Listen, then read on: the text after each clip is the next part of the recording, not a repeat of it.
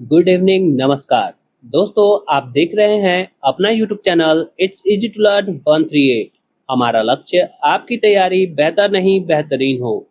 आज हम साइंस का वरदान सीरीज का 56वां सेट देखेंगे, जिसमें हैं 34 वैसे प्रश्न जो बार बार प्रतियोगी परीक्षाओं में पूछे गए हैं।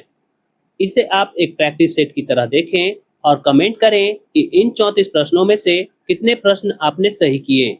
और अगर आपको एक भी नया प्रश्न या जानकारी हमारे इस वीडियो के माध्यम से मिलती है तो प्लीज इसे लाइक और शेयर जरूर करें। चलिए अब बिना किसी देरी के इस सेशन को शुरू करते हैं। Let's get started. आज के सेशन का पहला प्रश्न है, लार का टाइलिन किस माध्यम में सक्रिय होता है? ऑप्शन ए अधिक क्षारीय, ऑप्शन बी अधिक अम्लीय, ऑप्शन सी हल्का क्षारीय, ऑप्शन डी हल्का अम्लीय। इस प्रश्न का सही उत्तर है ऑप्शन सी हल्का क्षारीय। वैसे लार का पीएच मान 6.2 से लेकर 7.6 तक होता है। साथ ही इसी टाइलिन को अल्फा इमाइलेज भी कहा जाता है। दूसरा प्रश्न है, पृथ्वी से पलायन वेग का मान कितना होता है?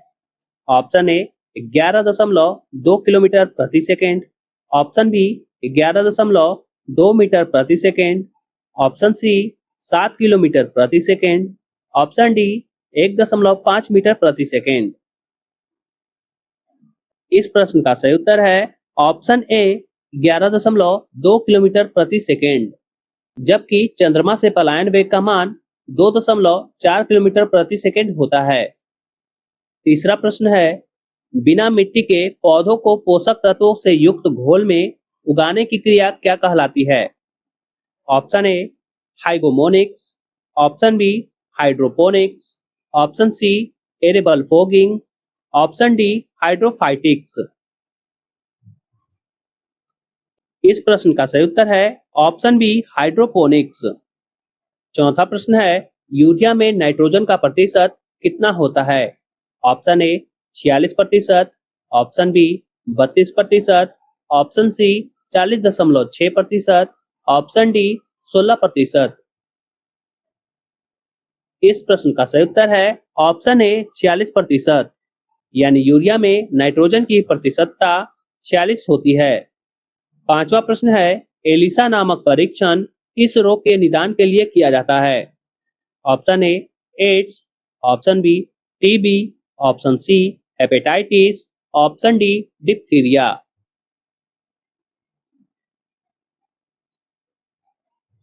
इस प्रश्न का सही उत्तर है ऑप्शन ए एड्स।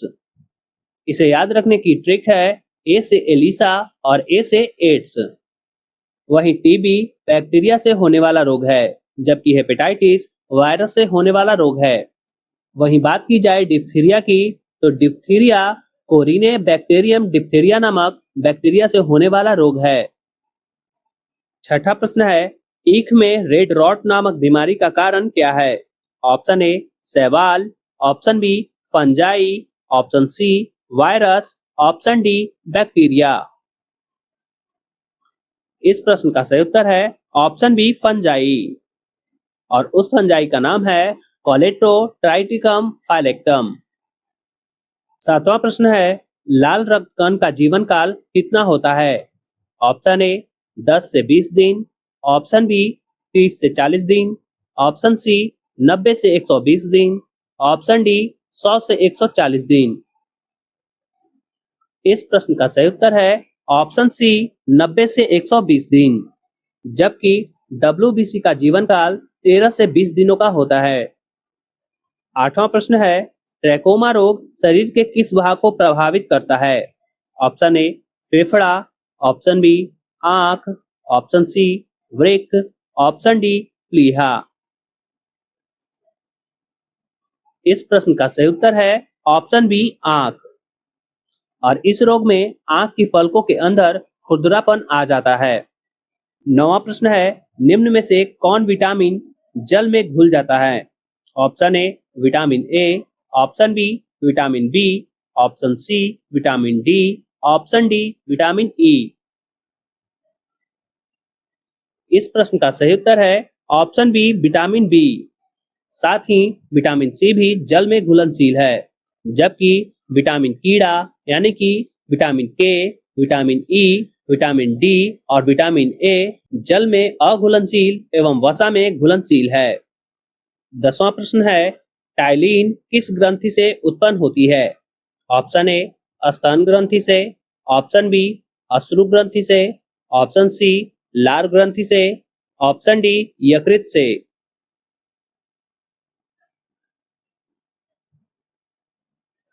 इस प्रश्न का सही उत्तर है ऑप्शन सी लार ग्रंथि। ये काफी आसान सवाल था, क्योंकि पहले प्रश्न में ही मैंने बताया था कि लार से टाइलिन नामक एंजाइम निकलता है, जबकि स्तन ग्रंथि से दो प्रकार के हार्मोनों का स्राव होता है, जिसका नाम है प्रोलैक्टिन जो दूध के उत्पादन के लिए उत्तरदायी है, और दूसरे का नाम है ऑक्सीटोसिन जो कि दूध के निष्कासन के लिए उत्तरदायी होता है। आंसू में लाइसोजाइम नामक एंजाइम पाया जाता है। वहीं बात करें यकृत की, तो यकृत पीत रस का स्राव करता है जो वसा के पाचन में मदद करता है।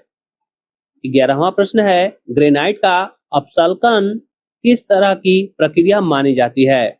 ऑप्शन ए भ्रंश, ऑप्शन बी यांत्रिक अपक्षय, ऑप्शन सी रासायनिक अपक्षय, ऑप्शन डी वलन। इस प्रश्न का सही उत्तर है ऑप्शन बी यांत्रिक अपक्षय। अपसल्कन की प्रक्रिया में तापमान के उतार चढ़ाव के कारण चट्टान की बाहरी परतें प्याज के छिलके की तरह उतरने लगती है। 12वां प्रश्न है, मेरी कल्चर में किसका उत्पादन किया जाता है? ऑप्शन ए वृक्षों तथा झाड़ियों का, ऑप्शन बी समुद्री जीवों का, ऑप्शन सी फूलों का, ऑप्शन डी मधुमक्खियों का। इस प्रश्न का सही उत्तर है ऑप्शन बी समुद्री जीवों का, यानी मेरी कल्चर में समुद्री जीवों का उत्पादन किया जाता है। वहीं वृक्षों तथा झाड़ियों का अध्ययन डेंड्रोलॉजी के अंतर्गत किया जाता है, जबकि फूलों का अध्ययन एंथोलॉजी के अंतर्गत किया जाता है। वहीं फूलों का उत्पादन फ्लोरिकल्चर के अंतर्गत होता है, जबकि मधुमक्खियों का पालन एपीकल्चर के अंतर्गत किया जाता है। दोस्तों, अगर अभी तक आपने हमारे इस वीडियो को लाइक नहीं किया है तो प्लीज इस वीडियो को लाइक कर दें और अपने दोस्तों, मित्रों और सहपाठियों के साथ इस वीडियो को शेयर भी कर दें। प्रश्न संख्या 13 है, रॉकेट को उड़ाने में कौन सा ईंधन इस्तेमाल किया जाता है? ऑप्शन ए कोयला, ऑप्शन बी तरल hydrogen, option C methanol, option D uranium. इस प्रश्न का सही उत्तर है ऑप्शन बी तरल हाइड्रोजन, जबकि यूरेनियम का उपयोग नाभिकीय रिएक्टर में परमाणु ऊर्जा के उत्पादन के लिए किया जाता है। प्रश्न संख्या 14 है, ग्लूकोमा बीमारी मानव शरीर के किस अंग से संबंधित है? Option A kidney, option B liver, option C छोटी आंत, ऑप्शन डी आंख। इस प्रश्न का सही उत्तर है ऑप्शन डी आंख, यानी ग्लूकोमा बीमारी मनुष्य के आंख से संबंधित है। 15वां प्रश्न है, गोल कृमि जिसे नीमेटोड भी कहा जाता है से होने वाला रोग कौन है? Option A filaria, option B fluorosis, option C इन्फेस्टलाइटिस, ऑप्शन डी कुष्ठ रोग। इस प्रश्न का सही उत्तर है ऑप्शन ए फाइलेरिया, जबकि फ्लोरोसिस पीने के पानी में फ्लोराइड की अधिकता के कारण होता है। 16वां प्रश्न है, जीन प्रौद्योगिकी क्या है? ऑप्शन ए एड्स से बचाने की रक्षा पद्धति, ऑप्शन बी खाद्य फसलों की प्रजाति को विकसित करने की विधि, ऑप्शन सी आनुवांशिक रोगों की पूर्व सूचना प्राप्त करने की तरकीब, ऑप्शन डी मोतियाबिंद से बचाव की तकनीक। इस प्रश्न का सही उत्तर है ऑप्शन सी आनुवांशिक रोगों की पूर्व सूचना प्राप्त करने की तरकीब। 17वां प्रश्न है, निम्न में से किसमें प्रकाश की चाल अधिकतम होती है? ऑप्शन ए निर्वात में, ऑप्शन बी कांच में, ऑप्शन सी पानी में, ऑप्शन डी एल्कोहल में। इस प्रश्न का सही उत्तर है ऑप्शन ए निर्वात में। निर्वात में प्रकाश की चाल 3 लाख किलोमीटर प्रति सेकंड होती है, जबकि कांच में प्रकाश की चाल 2 लाख किलोमीटर प्रति सेकंड होती है। वहीं बात करें पानी में प्रकाश की चाल की, तो 2.25 लाख किलोमीटर प्रति सेकंड होती है, जबकि अल्कोहल में प्रकाश की चाल 2.21 लाख किलोमीटर प्रति सेकंड होती है। प्रश्न संख्या 18 है, किस विटामिन की कमी से शारीरिक वृद्धि में रुकावट आती है और व्यक्ति अरक्तता का शिकार हो जाता है? Option A vitamin B1, option B vitamin B2, option C vitamin B6, option D vitamin B12। इस प्रश्न का सही उत्तर है ऑप्शन डी विटामिन B12, जिसका वैज्ञानिक नाम साइनोकोबालामिन होता है। वहीं विटामिन B1 का वैज्ञानिक नाम थायमिन होता है, जिसकी कमी से बेरी-बेरी रोग होता है। विटामिन B2 का वैज्ञानिक नाम राइबोफ्लेविन होता है, जिसकी कमी से किलोसिस और ग्लोसाइटिस रोग होता है। वहीं बात करें विटामिन B6 की, तो विटामिन B6 का वैज्ञानिक नाम पायरिडॉक्सिन होता है। 19वां प्रश्न है, वायुमंडल में किस गैस की उपस्थिति के कारण वरुण ग्रह गहरा नीला प्रतीत होता है? ऑप्शन ए अक्रिय gas, option B hydrogen, option C methane, option D ammonia. इस प्रश्न का सही उत्तर है ऑप्शन सी मीथेन, यानी मीथेन गैस की मौजूदगी के कारण वरुण ग्रह गहरा नीला प्रतीत होता है। 20वां प्रश्न है, ग्लूकोज के पूर्ण ऑक्सीकरण के फलस्वरूप कितने अणु एटीपी का निर्माण होता है? Option A 2, option B 28, option C 38, option D 48। इस प्रश्न का सही उत्तर है ऑप्शन सी 38, जबकि अवायवीय श्वसन या किण्वन के फलस्वरूप 2 अणु एटीपी का निर्माण होता है। 21वां प्रश्न है, मानव चेहरा कितने हड्डियों से बना होता है? Option A 6, option B 8, option C 14, option D 22। इस प्रश्न का सही उत्तर है ऑप्शन सी 14, यानी मानव चेहरे में 14 हड्डियां मौजूद होती हैं। 22वां प्रश्न है, लाल रक्त की जीवन अवधि कितनी होती है? ऑप्शन ए 120 घंटा, ऑप्शन बी 120 दिन, ऑप्शन सी 120 सप्ताह, ऑप्शन डी 1 साल। इस प्रश्न का सही उत्तर है ऑप्शन बी 120 दिन। दोस्तों, अगर ये सवाल आपको अच्छे लग रहे हैं, मेरी मेहनत पसंद आ रही है, तो वीडियो को लाइक शेयर जरूर करें। और अगर आप हमारे चैनल पर पहली बार विजिट कर रहे हैं, तो चैनल को सब्सक्राइब करना ना भूलें। आइए अब बढ़ते हैं अगले प्रश्न की ओर। हमारा अगला और 23वां प्रश्न है, समुद्री घोड़ा किसका उदाहरण है? ऑप्शन ए मत्स्य वर्ग का, ऑप्शन बी स्तनधारी वर्ग का, ऑप्शन सी सरीसृप वर्ग का, ऑप्शन डी इनमें से कोई नहीं। इस प्रश्न का सही उत्तर है ऑप्शन ए मत्स्य वर्ग का, जबकि व्हेल स्तनधारी वर्ग का उदाहरण है। 24वां प्रश्न है, खाना न चिपकने वाले बर्तनों में निम्नलिखित में से किसकी एक पतली परत होती है? ऑप्शन ए एक्रिलीन की, ऑप्शन बी टेफ्लॉन की, ऑप्शन सी नार्लोन की, ऑप्शन डी पॉलीथीन की। इस प्रश्न का सही उत्तर है ऑप्शन बी टेफ्लॉन की। 25वां प्रश्न है, लौह अयस्क की सबसे उत्तम किस्म कौन सी है? Option A magnetite, option B hematite, option C limonite, option D siderite. इस प्रश्न का सही उत्तर है ऑप्शन ए मैग्नेटाइट, जिसमें 72.4% तक लोहा होता है, जबकि हेमेटाइट में 60 से 70% तक लोहा होता है।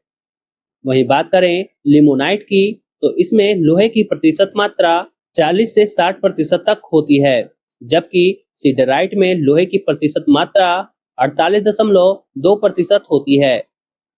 26वां प्रश्न है, पृथ्वी से हम चंद्रमा के कितने प्रतिशत भाग को देख सकते हैं? Option A 51%, option B 53%, option C 59%, option D 49%।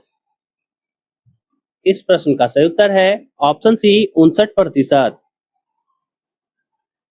27वां प्रश्न है, खट्टा दूध में उपस्थित कौन सा अम्ल है?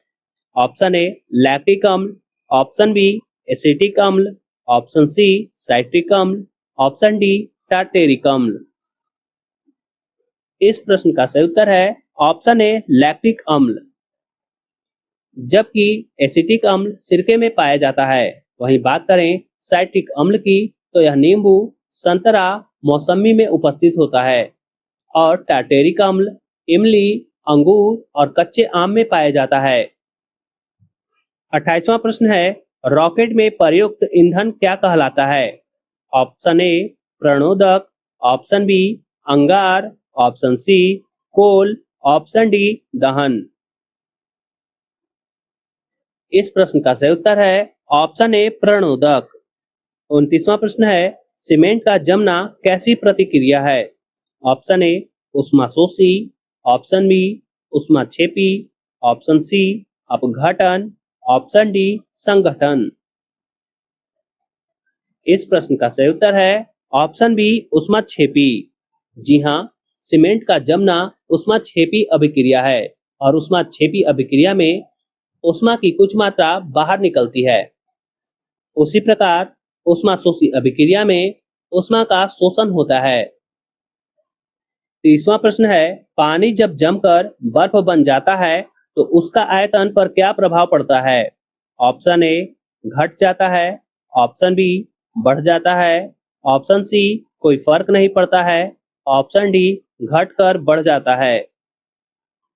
इस प्रश्न का सही उत्तर है ऑप्शन बी बढ़ जाता है। जबकि बर्फ बनने पर पानी का घनत्व कम हो जाता है। प्रश्न संख्या 31 है विद्युत बल्ब को भरने में किसका प्रयोग किया जाता है? ऑप्शन ए पोटेशियम का, ऑप्शन बी आर्गन का, ऑप्शन सी हीलियम का, ऑप्शन डी हाइड्रोजन का। इस प्रश्न का सही उत्तर है ऑप्शन बी आर्गन का। प्रश्न संख्या 32 है निम्नलिखित में से वायरस द्वारा कौन सा रोग फैलता है? ऑप्शन ए क्षय रोग, option B plague, option C typhoid, option D polio. इस प्रश्न का सही उत्तर है ऑप्शन डी पोलियो। जबकि ऑप्शन में दिए गए तीनों रोग बैक्टीरिया के कारण होते हैं, यानी क्षय रोग, प्लेग और टाइफाइड तीनों बैक्टीरिया से होने वाले रोग हैं। 33वां प्रश्न है सिल्वर पर काला धब्बा किसके कारण उत्पन्न होता है? ऑप्शन ए नाइट्रोजन के कारण, ऑप्शन बी हाइड्रोजन के कारण, ऑप्शन सी हाइड्रोजन सल्फाइड के कारण, ऑप्शन डी कार्बन डाइऑक्साइड के कारण। इस प्रश्न का सही उत्तर है ऑप्शन सी हाइड्रोजन सल्फाइड के कारण। आज के सेशन का 34वां और आखिरी प्रश्न है प्लास्टर ऑफ पेरिस का क्या उपयोग है? ऑप्शन ए शल्य चिकित्सा में, ऑप्शन बी सांचा बनाने में, ऑप्शन सी मूर्तियां बनाने में, ऑप्शन डी इनमें से सभी। इस प्रश्न का सही उत्तर है ऑप्शन डी इनमें से सभी। यानी प्लास्टर ऑफ पेरिस का उपयोग शल्य चिकित्सा, सांचा बनाने और मूर्तियां बनाने में किया जाता है। प्लास्टर ऑफ पेरिस का रासायनिक सूत्र CaSO4 इंटू हाफ H2O होता है। प्लास्टर ऑफ पेरिस जिप्सम को 373 केल्विन यानी कि 150 डिग्री सेल्सियस पर गर्म करके बनता है। जिप्सम का रासायनिक सूत्र है CaSO4 इंटू 2H2O। वीडियो में अंत तक बने रहने के लिए आपका धन्यवाद। आज का ये सेशन आपको कैसा लगा और आपने 34 प्रश्नों में से कितने प्रश्न सही किए हैं हमें कमेंट जरूर करें। वीडियो अच्छी लगी हो तो हमारी मेहनत के लिए एक लाइक और इस वीडियो को अपने दोस्तों के साथ शेयर जरूर करें। साथ ही अगर आपने अभी तक हमारे चैनल को सब्सक्राइब नहीं किया है तो चैनल को सब्सक्राइब कर बेल आइकन को प्रेस करना ना भूलें। मिलते हैं फिर अगले सेट के साथ, तब तक के लिए शुभ रात्रि, खुश रहें, मस्त रहें, धन्यवाद।